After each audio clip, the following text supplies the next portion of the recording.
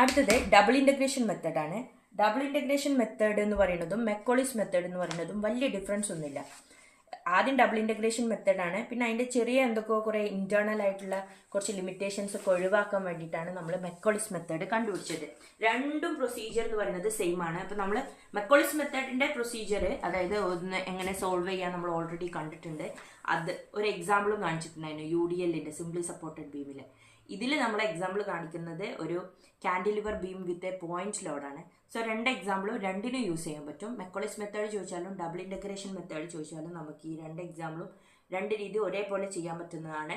ഇതിൻ്റെ സ്റ്റെപ്സ് എന്ന് പറയുന്നത് നേരത്തെ പറഞ്ഞ പോലെ തന്നെ bending moment at any section X കണ്ടുപിടിക്കുക, പിന്നെ ഇന്റഗ്രേറ്റ് ദ ഗവേണിംഗ് ഇക്വേഷൻ. ഇതാണ് നമ്മൾ governing equation, that is EI × d² y/dx² is equal to bending moment at any section. Apply the boundary conditions and find the constant. ഇതിനെ